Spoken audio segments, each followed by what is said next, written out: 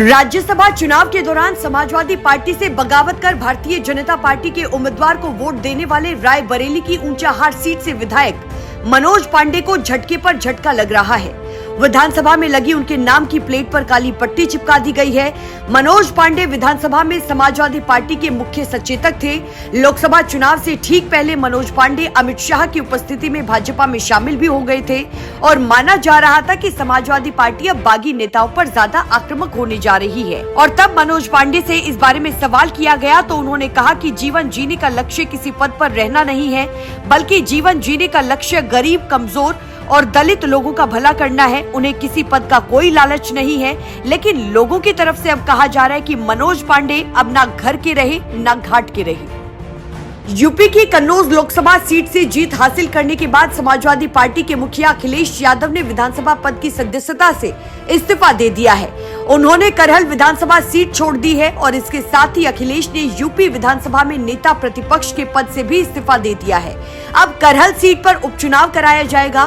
बताया जा रहा है कि करहल विधानसभा सीट के लिए समाजवादी पार्टी मुलायम सिंह यादव के पोते तेज प्रताप यादव को उम्मीदवार बना सकती है, तो वहीं नेता प्रतिपक्ष पद के लिए अखिलेश के चाचा शिवपाल यादव के नाम की चर्चा जोरों शोरों पर है। लेकिन अंतिम फैसला समाजवादी पार्टी के नेतृत्व को लेना है। फैजाबाद लोकसभा सीट पर भारतीय जनता पार्टी की हार से माहौल अभी तक गर्म है और अब यहाँ पर बड़ा सवाल तब उठा तब समाजवादी पार्टी ने सुरक्षा की मांग उठाई है। समाजवादी छात्र सभा के राष्ट्रीय महासचिव मनोज पासवान ने फैजाबाद लोकसभा से विजयी उम्मीदवार अवधेश प्रसाद की जान को खतरा बताते हुए उनके लिए Z+ सुरक्षा की मांग की है। यूपी के अपर मुख्य सचिव गृह को लिखे पत्र में उन्होंने कहा कि सोशल मीडिया सहित संचार के माध्यमों में अयोध्या के निवासियों पर असहज करने वाली टिप्पणियां और धमकियां दी जा रही है और ऐसे में उन पर कभी भी कोई भी अनहोनी या असामान्य घटना हो सकती है। तो लोकसभा चुनाव हो गए, नतीजे आ गए, नरेंद्र मोदी तीसरी बार प्रधानमंत्री बन गए हैं, लेकिन अयोध्या सीट पर अभी भी घमासान चल रहा है। राहुल गांधी अमेठी, रायबरेली पहुंचे और अयोध्या में भारतीय जनता पार्टी की हार का बड़ा कारण बता दिया है और जिसे सुनकर राजनीतिक पंडित भी हैरान हो गए। राहुल गांधी ने कहा कि राम मंदिर तो बनवाया, लेकिन उसके एक एक ईंट जोड़ने वाले, पत्थर तराशने वाले लोगों को नहीं पूछा गया, दलित समाज को नहीं पूछा गया, राम मंदिर की प्राण प्रतिष्ठा में एक भी गरीब को नहीं बुलाया गया। इसलिए अयोध्या की जनता ने जवाब दे दिया है भारतीय जनता पार्टी को। इस बार के लोकसभा चुनाव में उत्तर प्रदेश में समाजवादी पार्टी ने शानदार प्रदर्शन किया है। अफजाल अंसारी को भी जीत मिली है, लेकिन आज अफजाल अंसारी की तरफ से स्मृति ईरानी को लेकर बड़ा बयान दिया गया। सबसे पहले उन्होंने भारतीय जनता पार्टी पर जमकर निशाना साधा और तब उनसे स्मृति ईरानी को लेकर सवाल किया गया और उन्होंने कहा कि इस बार के चुनाव में स्मृति ईरानी को दरकिनार कर दिया गया।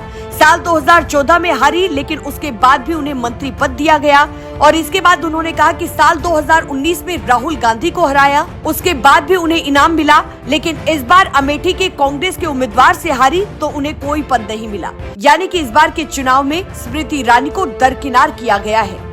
इस बार उत्तर प्रदेश में इंडिया गठबंधन ने शानदार कमबैक किया है। यूपी में अखिलेश यादव और राहुल गांधी की जोड़ी खूब चली और लोगों ने इस जोड़ी को खूब प्यार दिया है। जहां प्रधानमंत्री नरेंद्र मोदी इन दोनों शहजादों की बात करते हुए मजाक बनाते थे, लेकिन उत्तर प्रदेश की जनता ने इन दोनों शहजादों की जोड़ी को प्यार दिया है। इसी बीच कांग्रेस के प्रदेश अध्यक्ष अजय राय ने आज बड़ा बयान दिया और कहा कि यूपी की जनता ने इस गठबंधन को प्यार दिया है, आगे भी ये जोड़ी ऐसे ही चलती रहेगी। यानी कि साफ है कि समाजवादी पार्टी और कांग्रेस का ये गठबंधन है, ये आगे भी चलता रहेगा। इसके आगे अजय राय ने कहा कि बनारस की जनता ने मोदी जी को नकारा है, भारतीय जनता पार्टी पर भी अजय राय ने जमकर निशाना साधा। पश्चिमी यूपी में भारतीय जनता पार्टी में आपसी कलह चल रही है। दो नेताओं के बीच में कलह चल रही है, संगीत सोम और संजीव बालियान के बीच में, और अब इन दोनों के बीच में जयंत चौधरी का नाम आने लगा है।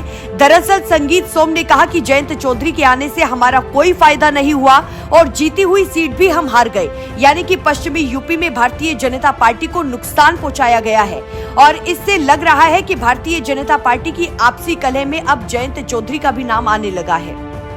क्या राजा भैया समाजवादी पार्टी के होने जा रहे हैं? क्या अखिलेश यादव और राजा भैया की तलखियां कम हो गई है?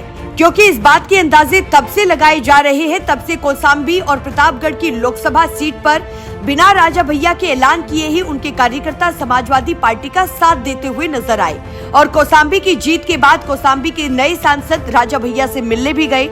लेकिन तब समाजवादी पार्टी के नेताओं से इस बारे में सवाल किया गया, पूछा गया तो उन्होंने कहा कि अभी कोई चर्चा नहीं है।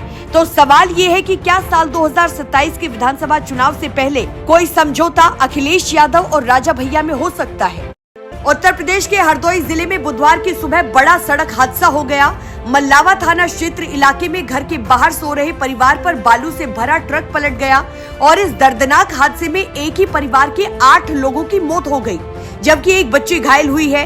इस हादसे के बाद आसपास के इलाकों में कोहराम मचा हुआ है और सूचना के बाद मौके पर पुलिस पहुंची और रेस्क्यू ऑपरेशन शुरू किया गया। पुलिस ने शवों का पंचनामा भर पोस्टमार्टम के लिए भेजा और पुलिस ने जेसीबी और हाइड्रा की मदद से ट्रक के नीचे दबे शवों को बाहर निकाला। सरपताहा थाना क्षेत्र में अवैध रूप से गांजा तस्करी और बिक्री किए जाने का वीडियो इंटरनेट पर जमकर वायरल हो रहा है। वीडियो अरसिया बाजार का बताया जा रहा है। वीडियो में बड़े पैमाने पर गांजा की पुड़िया लिए हुए एक व्यक्ति ये कहते हुए सुने जा सकते हैं कि ये धंधा पुलिस के संरक्षण में चल रहा है और इसके बदले वो स्थानीय पुलिस चौकी पर 10,000 रुपए महीना देते हैं। इतना ही नहीं, कथित तौर पर क्षेत्र में इस अवैध कारोबार के सरगना की तरफ से पुलिस के एक उप निरीक्षक को ब्रेजा कार उपहार में दी गई है। वहीं क्षेत्र अधिकारी अजीत सिंह चौहान ने बताया कि वीडियो की जांच अभी लगातार की जा रही है।